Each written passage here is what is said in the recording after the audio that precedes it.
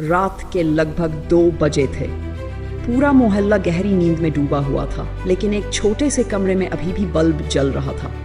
उस कमरे में अमन बैठा था, एक साधारण परिवार का साधारण सा लड़का, लेकिन उसकी आंखों में असाधारण सपने थे। दिन भर अमन एक प्राइवेट दुकान पर काम करता था। सुबह 8 बजे दुकान खोलना, ग्राहकों से बात करना, सामान उठाना और शाम तक थक जाना, यही उसकी रोज की जिंदगी थी।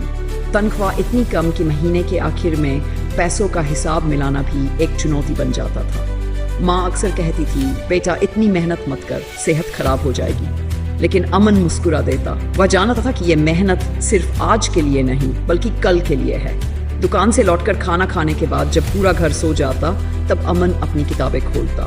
वह प्रतियोगी परीक्षा की तैयारी कर रहा था। किताबें खोलते ही उसकी आंखों में नींद उतर आती, लेकिन वह खुद से कहता, अगर आज सो गया तो कल वही जिंदगी दोहरानी पड़ेगी।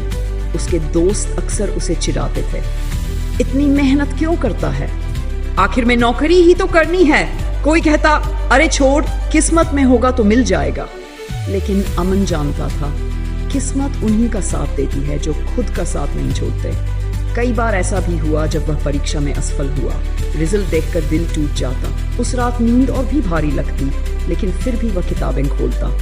उसकी आंखों के नीचे काले घेरे थे, हाथों में थकान थी, लेकिन सपनों में चमक थी। एक दिन दुकान पर काम करते हुए उसने एक अधिकारी को आते देखा। अच्छे कपड़े, आत्मविश्वास भरी चाल।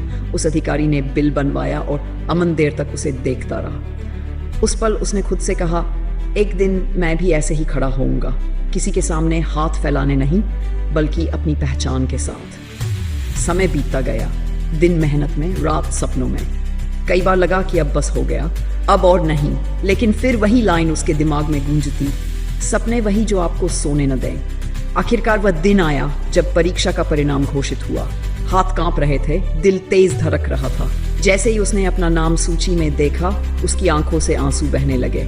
वह रो रहा था, लेकिन यह हार के नहीं, जीत के आंसू थे। माँ को गले लगाकर उसने कहा, माँ, आज आपकी मेहनत सफल हो गई। माँ ने जवाब दिया, नहीं बेटा, आज तेरे जागे हुए सपने सफल हुए हैं। आज अमन एक सम्मानजनक नौकरी में है। उसकी जिंदगी बदल गई है, लेकिन उसकी आदत नहीं बदली। वह आज भी जल्दी सोता नहीं, क्योंकि अब उसके सपने और भी बड़े हो गए हैं। और यही सच है, जो लोग सपनों के लिए अपनी नींद कुर्बान करते हैं, एक दिन उनकी मेहनत दुनिया को जगा देती है।